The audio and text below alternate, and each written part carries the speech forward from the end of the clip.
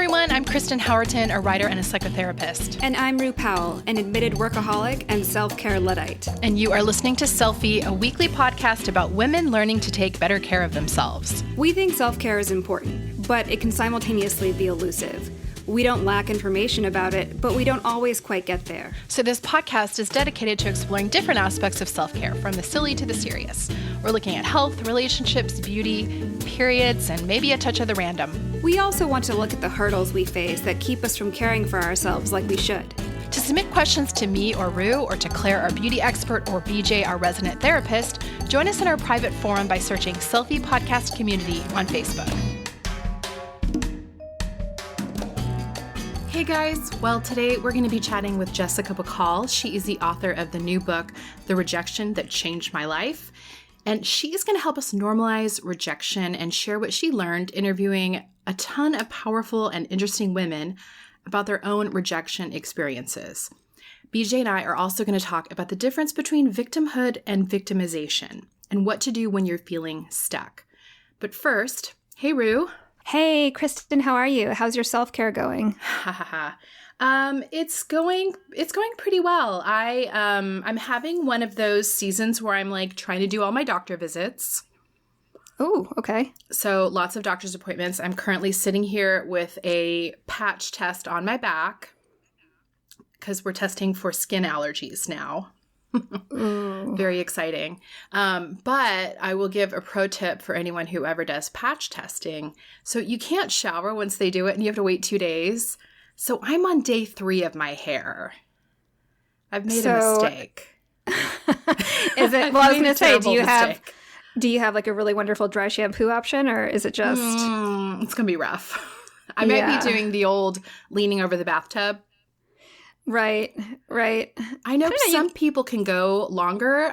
3 days is really pushing it for me. My hair is so dry. I can probably do. I can do. If I needed to, I could go. For an absurdly long amount of time. Yeah. You can't just put on a hat and call it a day. I might have to. Well, no, because I have clients. Like, I can't wear a hat. Oh.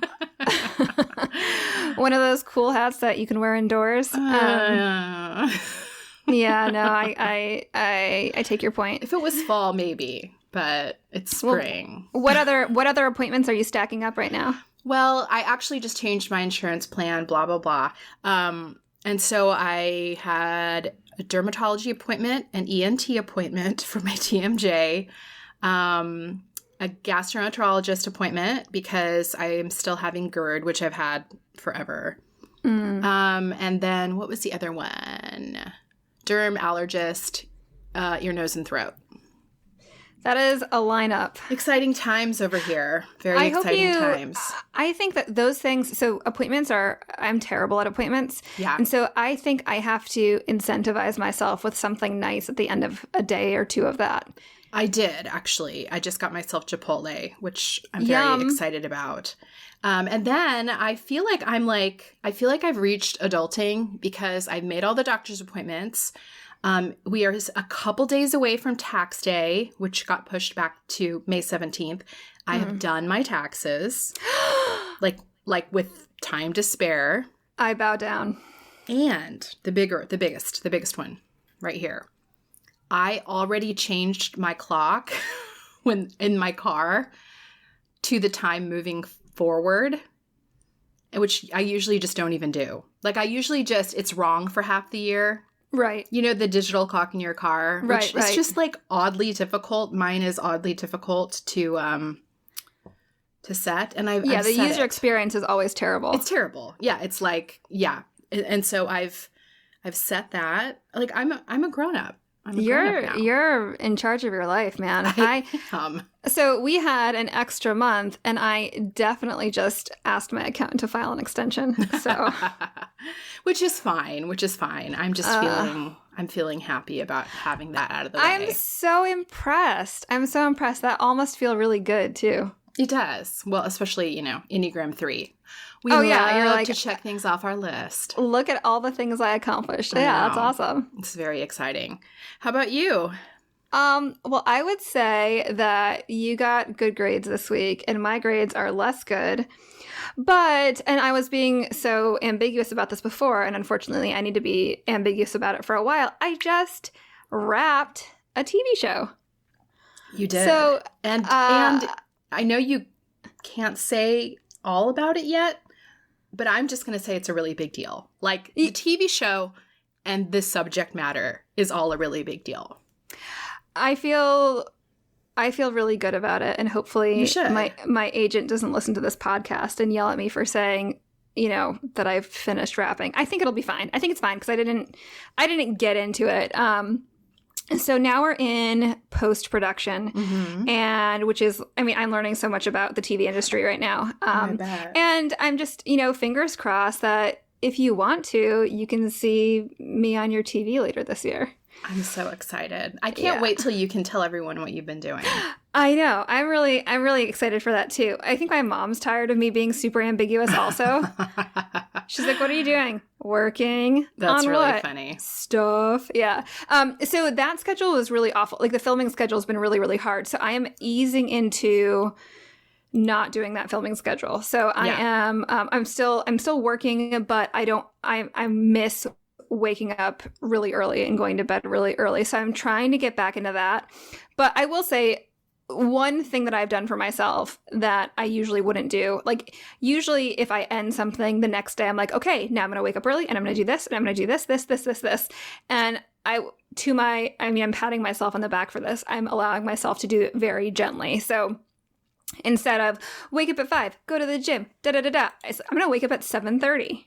I'm going to try to hit 5,000 steps today. Yes. I'm going to, have a vegetable. So I've been doing that slowly, and I feel pretty good about it. I had to travel too because we ended up having to film something somewhere else. So I got home, I've only been home for a couple days, and I'm still kind of in that re-entry where you're just kind of in a daze. So I'm still there, but I've been keeping myself busy, and I've been prioritizing sleep and, taking off my makeup and at least eating like 1 or 2 vegetables a day. And that's all I'm going to make myself do right now. That's good. Yeah, those are good baby steps. But I will say, because of filming, I was like, oh, I'll definitely be able to do my taxes in time. I did not. So, well, I think you have a pretty good excuse. I was not doing a TV show. Yeah, but other people do stuff all the time and they can still get their taxes done. So I'm just hoping, I'll figure it out. I think my accountant's just super done with me because every year it's always something. I'm like, hey, so this year I burned all of my receipts in a fire. Sorry about that. So it is a miracle that I have not been audited. And my accountant is just like, all right, just send me the stuff. Okay, it's fine. He does that thing where he no longer says goodbye in emails. He just ends with like a period, and the period is super judgmental. So he's mad. Well, I don't think he's mad. I think he's disappointed. Oh, that's worse. That's way worse. I know. That's terrible. 2 years ago, I straight up cried in his office because I screwed something up with paperwork. And he did not know what to do. He was like, there, don't be cry. Oh my gosh. So anyway, what are your 2 thumbs up for the week? Well, it's funny because my first one, I think you may have mentioned on the show before. It's Waxoline. Did you talk about Waxoline before? No, I don't think that was me. Maybe it was Sarah. So, okay, Waxoline is basically it's Vaseline, but it's plant-based. Because Vaseline's made of petroleum jelly, which, is a little odd. So Waxoline's made from soy oil. And, you just buy it in a jar.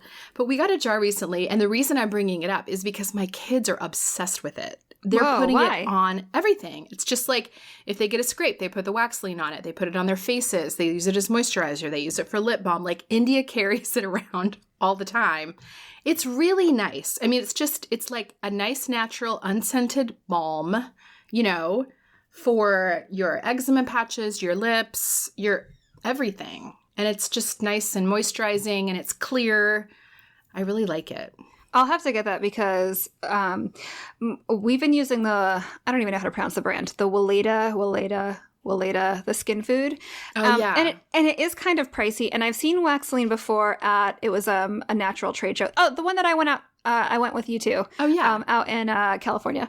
So I've seen them before, and I also didn't realize that I was putting... I didn't realize how not great Vaseline is. I know. So, yeah, this is great. I'm going to have to grab it because right now it's like eczema season for us.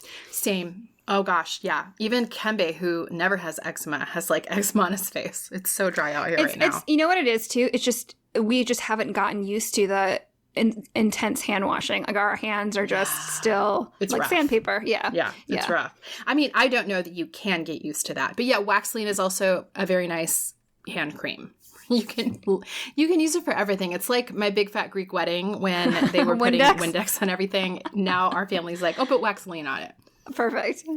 And then my second one is I have a new daytime cream that I'm really liking. It's the Michelle, which is a brand I've talked about before. I really like this brand, but it's just their how do you say hyaluronic? Is that how you say that? I think it's like, I think you kind of, like the A is a very light, it's like a hyaluronic. Hyaluronic.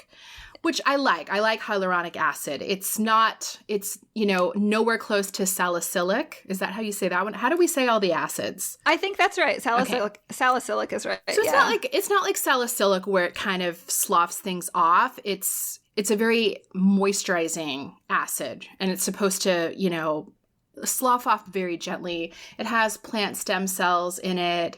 It's very light, and I like it because it doesn't, how sometimes you can put a moisturizer on and then if you put foundation on top, it looks layered, Yes. Or for me, sometimes it pills if it has like a lot of silicone in it. Yeah. And so this lotion is, I don't know, it sounds weird to say drier, but it feels like it dries very matte as a very nice like surface for makeup. Oh, so it's like a nice base. Yeah. I think so. Yeah. So anyway, I'm really liking that one. It's not too expensive. I would say it's similar to some other high-end brands, but this one I think is $25 or $30. And it looks like it smells good too. It does. It's nice. And it has pretty packaging, which, I'm always a bonus. That. What do you have? Well, I have a book that I got for Mother's Day, and it's been on my wish list, but it's Daily Rituals, Women at Work. And they're just really short profiles of 143 artists on how they paint, write, perform, direct, choreograph, design, sculpt, compose, dance, etc.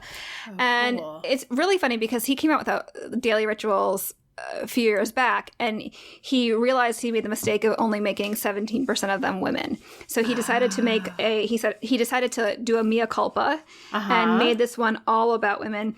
And it's really interesting. I'm just opening the book now because I wanted to have it here. Some of them are people from long ago, people modern day. So Nina Simone and Coco Chanel and Louisa May Alcott. And it's just what do they do? Like, what's their little ritual during the day that they use to help work, which I'm obsessed with that sort of thing. Emily Post, Emily Dickinson, Shirley Jackson. So there's a lot of, and it's been a fun, it's kind of like a lighter read because you can just take it in little baby. It's like a devotional, but about women. It's like one page I love each. that you said that because like all evangelicals or ex-evangelicals will be like, oh, okay. Like, I get it. It's like a little reading a day. Yeah. Yes. Harriet Beecher Stowe. That's and cool. Yeah, it's neat. Especially if you have, like, I think it would make a great graduation gift for someone graduating college or something. Mm-hmm. But I like it, and it's nice, and I'll read like a couple before bed, which I like. So that's a book that I'm really enjoying. And the other is this. So I am not super bougie about skincare, but I do pay attention to skincare, particularly because I deal with a lot of hyperpigmentation. Like if my skin has just a little bit of trauma where it's like a baby breakout or a little cut, I will scar and it'll be dark. So I have to, I'm constantly like vitamin C, sunscreen.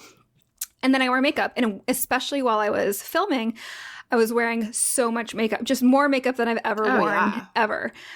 And in order to get all of that off, I wanted something that wouldn't also hurt my face, because it's not kind to my skin to just layer all this makeup on and then I'm scrubbing it off. So I had been using a really expensive cleanser, which is by Fresh. And I really was having a hard time justifying it. So Coco Kind is a brand I'm familiar with. It is National Asian American Pacific Islander Month, and this is a brand that was founded by an Asian woman, Priscilla Tsai. So Cocoa Kind is, all organic, and they have some, like, you'll see it at Whole Foods, like they have like a matcha stick, right? Yeah. The oil to milk cleanser is very, very, very, very good. It takes off all of my makeup, and it's like It almost feels like a solid, and then it emulsifies, and it's really nice, and it takes off all of my makeup. And then I had to travel, and I just decanted a little bit into a tiny little pot, and it traveled really, really well because it wasn't like something sloshing around. It was almost like a cream, and then once I put it into my hand and warmed it up, then it turned into like a milk cleanser. Great for taking off makeup. Very much recommend. Okay, I'm looking at this on Amazon right now. A number of the Cocoa Kind products are 24% off on Amazon right now, including the one you just mentioned. So we will link up to those. They have a Cocoa Kind glow essence, a facial toner, and they all have excellent fonts, which is important. So I spoke with her very briefly a couple years ago. We were connected on LinkedIn through someone, I'm not quite sure, but I was just really kind of impressed with this brand that she's building. And of course, with everything going on in the past months with Asian hate crimes, I think it's important for us to kind of, celebrate Asian-owned brands when we can. 100%.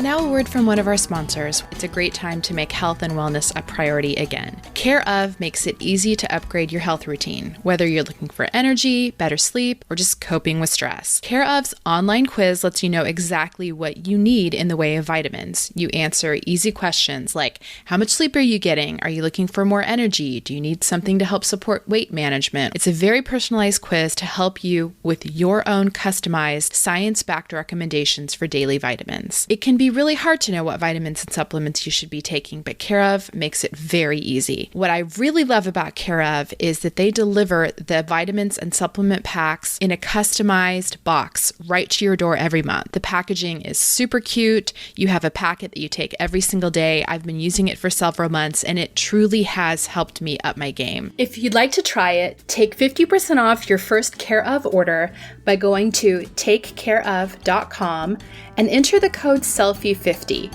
That's takecareof.com and the code SELFIE50.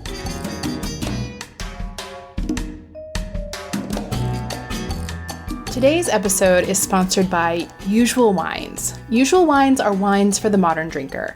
They make single-serving wines in adorable glass bottles. Each bottle is 6.3 ounces, which is a heavy pour or about a glass and a half of wine. It's ideal for when you don't want to open a whole bottle or when you're in a group setting or on a date and you want different varieties of wines. Because of the single-serve format and the bottle design, Usual is always fresh, no more flat, bubbly, or stale wine. They're great for travel, great for girls' nights or date nights, and they are perfect for gifts.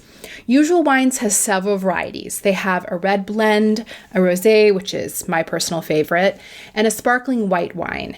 They're made from world-class AVAs in California, like Napa, Sonoma, and they're made with minimal intervention, so there's zero sugar and zero additives.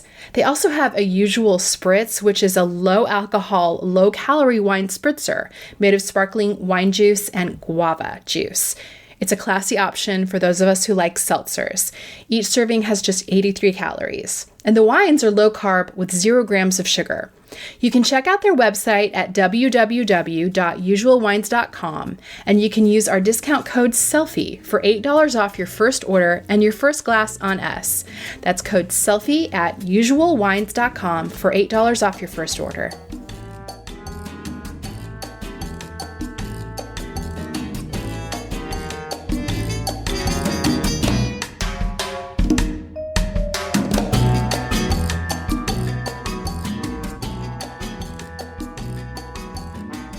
I'm looking forward to today's conversation with Jessica Bacall. She is the author of a recent book, The Rejection That Changed My Life, 25 Powerful Women on Being Let Down, Turning It Around, and Burning It Up at Work. Well, Jessica, we are so excited to be chatting with you today. Thanks for joining us. Thanks for having me. All right. Well, you've written a book that, the minute that I even heard the title, I was like, yes, I need to read this. The Rejection That Changed My Life, 25 plus powerful women on being let down, turning it around, and burning it up at work. what made you decide you wanted to write a book about rejection and explore this topic? Well, a few years ago, I experienced my own major rejection. I was applying for a big job at Smith College, where I work, and I basically, there was a reorganization and a job running a major center came up, and I put myself out there, which meant, writing a long cover letter with a vision for the center and doing a public presentation. And just to give you a sense of my anxiety, I hired an outside coach to help me work on my public speaking. And on this one day where I went and practiced with her, I parked my car and then went to another space to practice with other colleagues on campus who had gathered to help me refine my public talk. And when I went back to my car later in the day, I had left the motor running all day. Oh my gosh. I was just so so distracted and anxious. Mm-hmm. Yes. And then someone else got the job.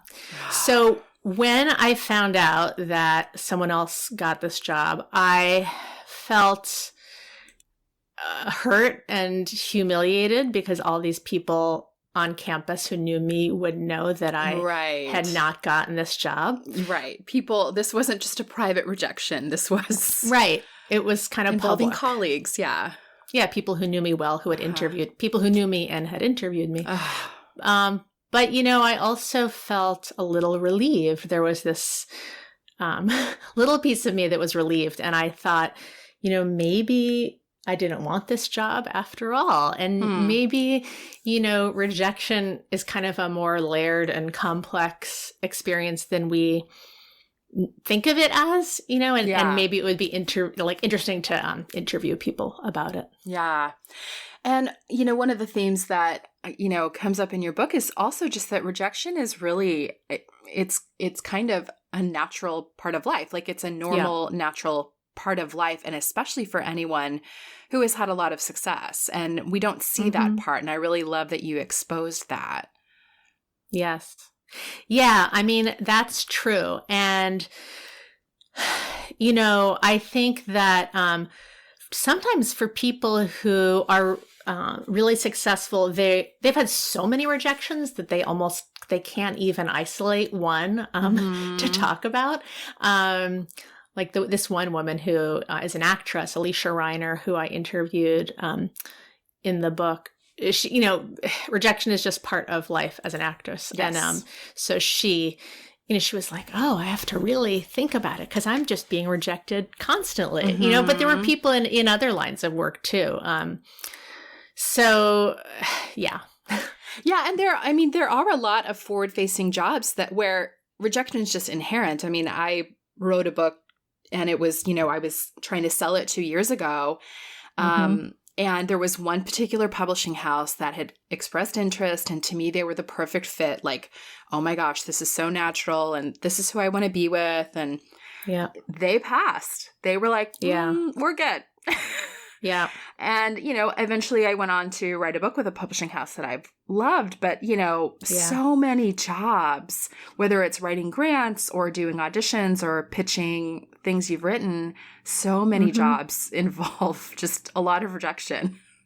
Yes. There was, I talked to the comedian Sam Jay, who talked about getting booed off stage numerous times when she was starting out in comedy. And I talked to a psychiatrist who, when she applied to medical school, it's actually kind of an amazing story because she had a toddler and then had another baby right before she went to medical school. But while she was applying, she was part of a study group that was really supporting her, and they all applied together, and she applied to 17 schools. She was the only person in the group who didn't get into a single school. She was rejected from all 17. But she's, she went back and she is like, I'm going to give myself 3 tries. Yeah. And she ended up getting in, and she is a successful psychiatrist. I love it.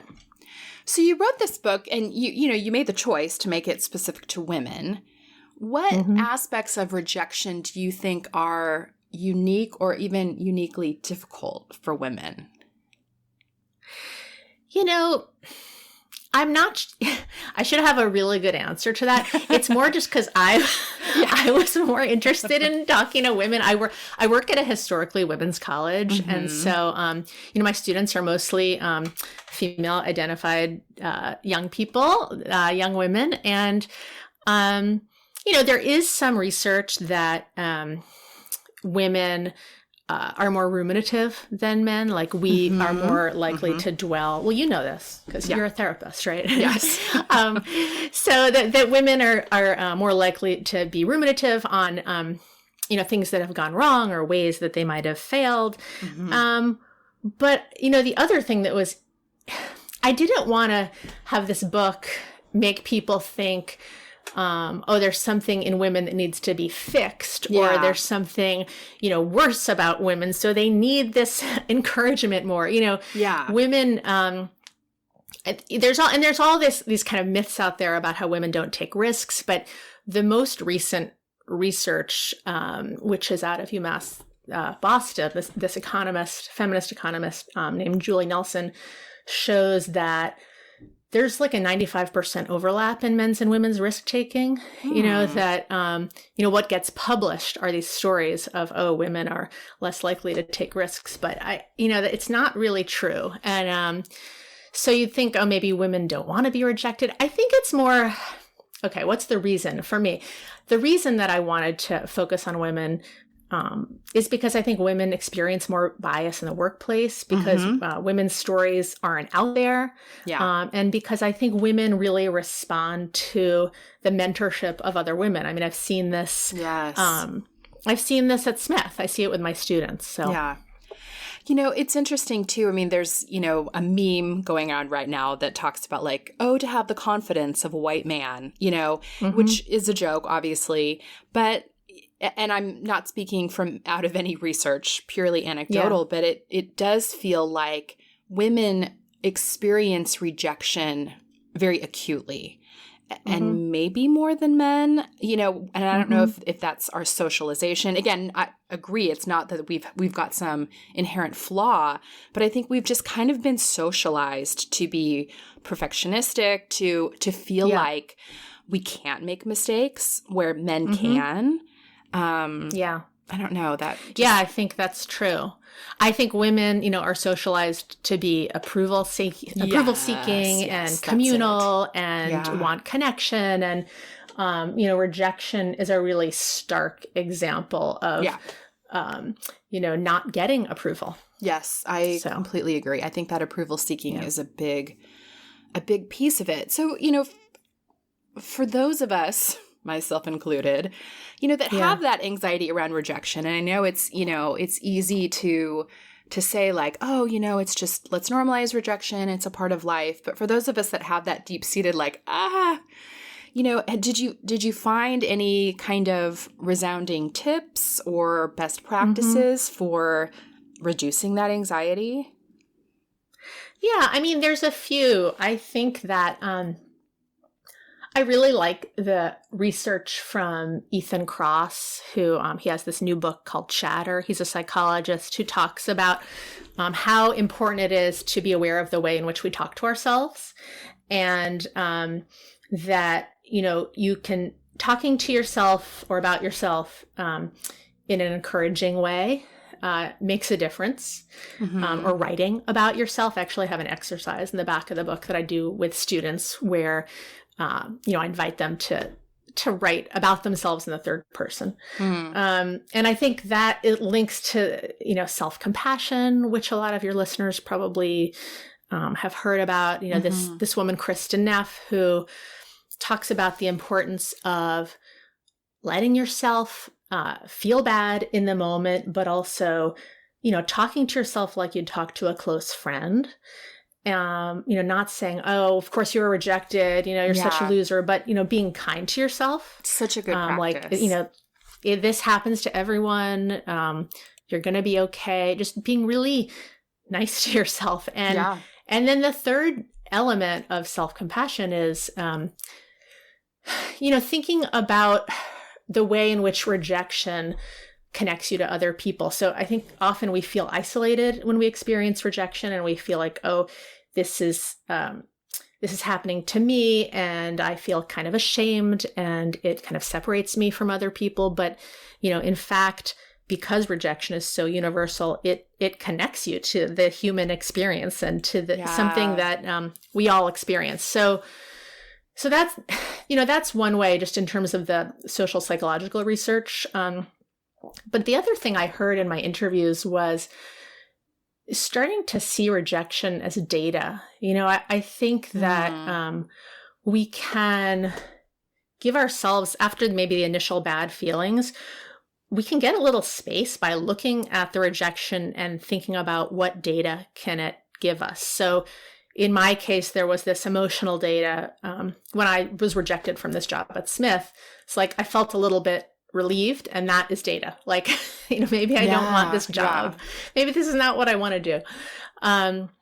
But people talked about, having articles rejected and, noticing patterns of where where certain co-authors were more successful. This was like an academic who was trying to publish, and, seeing things being more likely to be accepted when they wrote with some people, but not with others. All different kinds of ways, and then of course, just this basic way of getting data from a rejection, when you apply for a job or send out a piece of writing or anything, you're just asking for feedback. Can you tell me what I could do better next time? That's a really basic way. Yeah, absolutely. How about, for marginalized women, for women of color, how does this dynamic play out for them as well? I think what is especially hard for marginalized women is that often there's a rejection that happens that they think, they don't know. Is it about me, or is it about the fact that there's some bias in a hiring process or in the way a decision is being made that's impacting me and I don't even know? Someone in my book, Laura Weidman Powers, talks about looking for a job in Silicon Valley. And she went to Harvard and she had an MBA from Stanford and she had work experience, and yet she wasn't even getting interviews, or if she was getting interviews, she wasn't getting the job.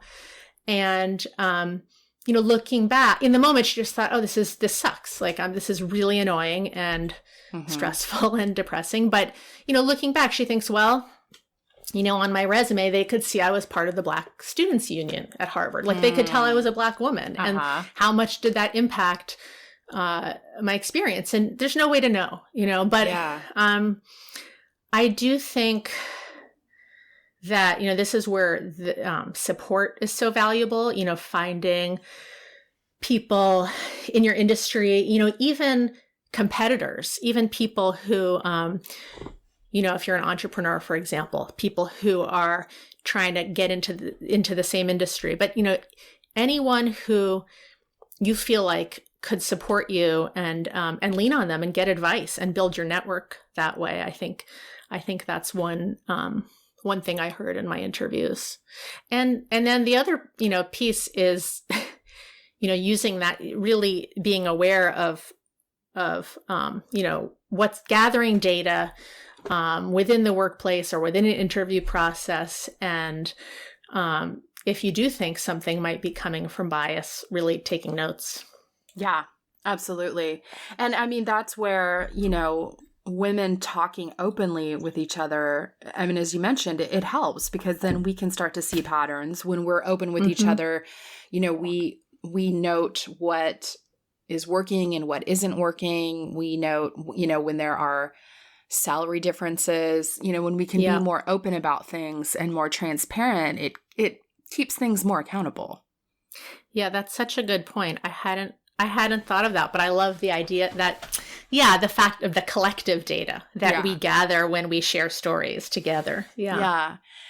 And you mentioned earlier, but, I really like this kind of theme that emerged in the book too, of just like, when we're rejected, I feel like we're telling ourselves that we should be embarrassed, that we should be ashamed, but like, it actually makes us relatable. And, it's funny, the things I tell myself when I'm rejected, which is, again, I should be embarrassed. This is the worst.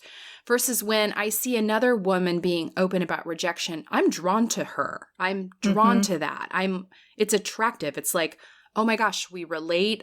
Your vulnerability is appreciated. So it's, as you said, it's like talking to yourself like a friend instead of like the way we talk to ourselves, because being open, it is attractive, I think. Yeah. Yeah, I think that's really true. And, I see that in my students. I mean, just last night we were wrapping up the semester and students were sharing these final narratives about, how they imagine their paths through college and beyond. And there was a lot of worry, but a lot of vulnerability about that worry. And I felt like it was just this really beautiful space where people were listening to each other. And I would love for people to be able to do that more. And in a certain way with the book, I was trying to kind of offer, to women beyond Smith, the kind of mentorship that I think students at a women's college get from each other and from, a lot of the grownups around them. I love that. Yeah. I love this kind of move to normalize rejection. And I feel like your book was really powerful in that. Another fun aspect of your book is that many of the women who wrote their stories are reading their own stories in the audio version. It's actually actors. So they, so I read the intro and then the introductions to each chapter, but then they did try to find actors who might sound like interesting, like the participants. So, for example, Kate Mann, she's a philosopher from Australia, and they found an actress with an Australian accent. Yeah, that's fun. That's fun. I'm an audiobook junkie, so I love when they're done well. Yeah, me too. Me too. Well, Jessica, thank you so much for joining us. Where can people find the book? Any bookstore, any place you get your books. Online, you can. JessBacall.com is my personal website, and I hope people like it. Fantastic. And we will, of course, link to your book and your website on our show notes as well. Thank you so much. Great. Thanks, Kristen.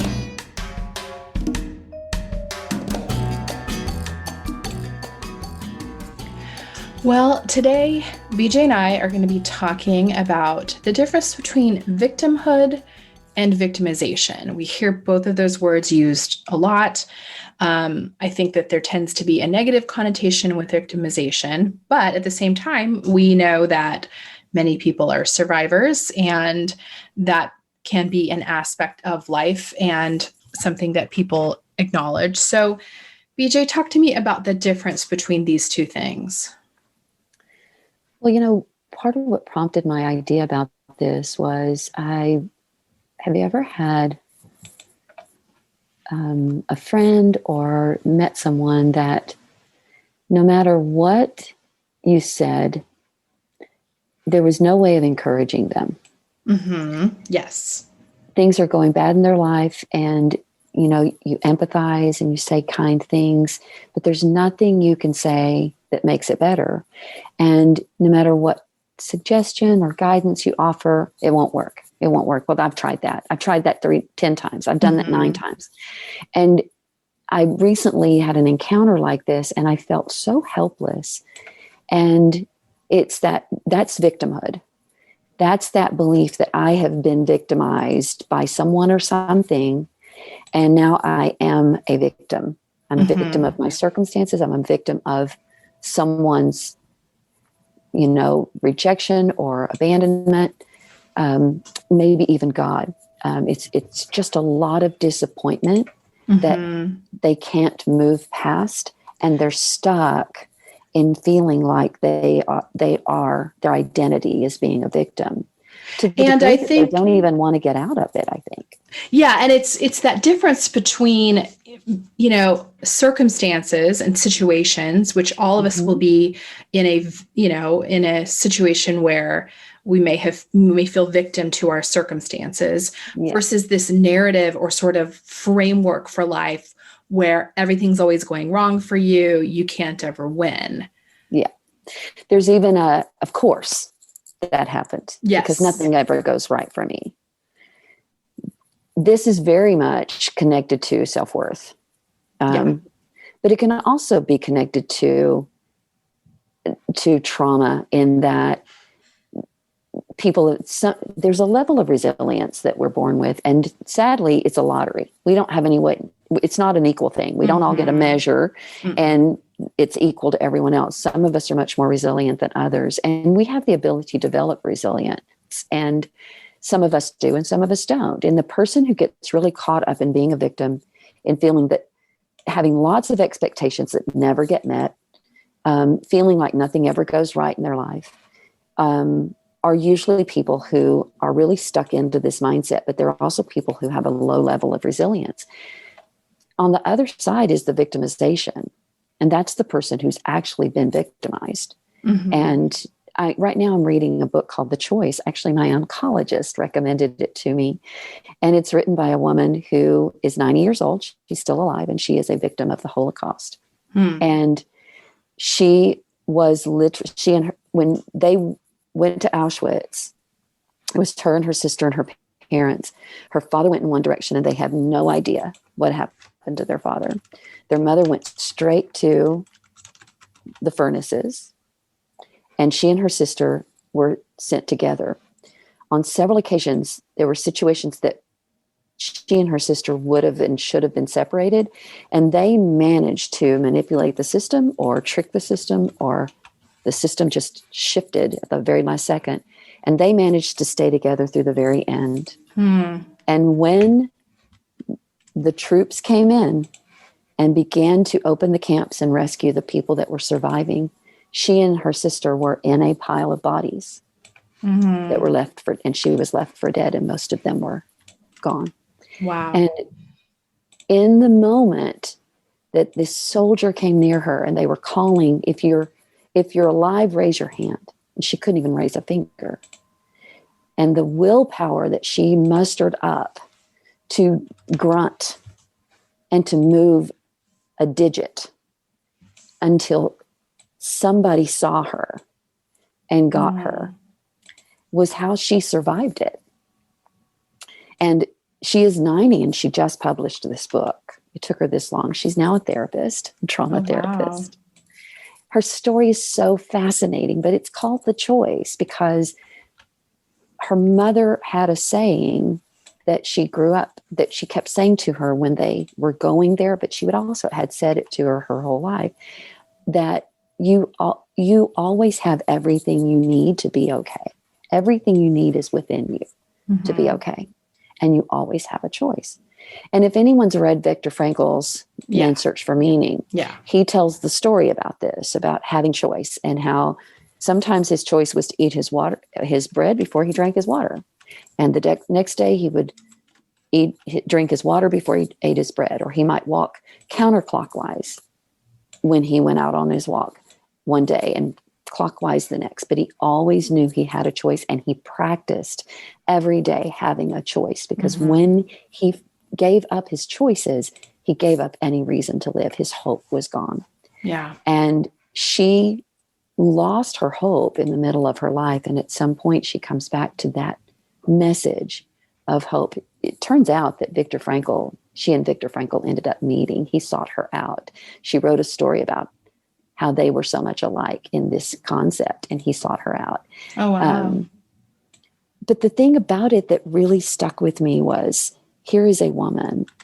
The story is just remarkable. It tells story after story after story of her survival and the things she did, the risks she took, the stamina that she mustered to survive the most horrific things. And that was not because she was just born with a whole lot of resilience. There was also that message. Her sister never took that message in. And her sister was very much a victim. And she was constantly complaining, but she would borrow from her sister's hope. And the woman who wrote the book was constantly reminding herself that she had a choice. She could choose. She could choose to do something. There is always a way forward. As long as we have breath, we have a way forward. nothing will keep us from moving into hope and living in hope and living in our truth, really connected to ourselves. Our ability to grow emotionally even depends on knowing that we have choice in our lives, that no matter how bad things go, we have the ability to choose. I always look at people who have lost a limb or lost use of their body through an accident or whatever. And the things that the athletes in the Special Olympics, the things that people accomplish after great loss of their physicality, I always look at that and think, God, I hope I would be that person. It scares me to think that I might be the person who just rolls over and dies and gives up. And I just think it's so inspirational to realize that we have the ability to choose our how we respond to victimization, because most people will experience some level of it in their lifetime, some extreme and some not so extreme. And I think that resiliency that you're talking about, not to be fatalistic, because as you mentioned, we all come into life with different levels of resiliency, which is the reason why some of us can endure, trauma with a capital T after trauma and still function well, where for other people, a small thing sets their life off course. Yes. And, that's not a life sentence. You can build your resiliency even in adulthood. And if you are listening to this going, okay, I am that person. I am that fatalistic person who, when I don't find a good parking space, I feel like, here we go again, right? You have that victim narrative in your brain based on things that have happened to you before. That is something you can address with therapy. There are actually a lot of therapies that address that, kind of mental framework. And you can't change the outcome of your life. We can't change the future. We can't give ourselves a life free of hardship, but we can change the way that we come at hardship, and we can improve our resiliency, which is, that's the best way to gird ourselves for the inevitable shit show that will come next year, Absolutely. And the truth is, it's not being victimized, no matter how severe that victimization is not a death sentence. It is not something that requires you to become a victim. And it's that choice that allows you the ability to choose resilience, to build resilience, to develop it. We all have the ability to do that. And sometimes it's kind of forced upon us. And sometimes we literally have to decide, am I going to focus on this or am I going to focus on this? Mm-hmm. And it's not to say that there aren't times when life feels so dark that you can't imagine how to get to the place that you could choose life, you could choose resilience, you could choose strength. But that's why it's so crucial that we not do life alone. Yeah. That's why community is so important. And that's why therapy is so important. Yeah, I completely agree. Hey, thank you for joining us. Continue the self-care conversation with us on Instagram at Selfie Podcast and in the Selfie Podcast community group on Facebook. You can also visit our website to check out the resources we've talked about in each episode at selfiepodcast.com. Make sure to subscribe to Selfie on iTunes so you can catch up with us next week. Take care.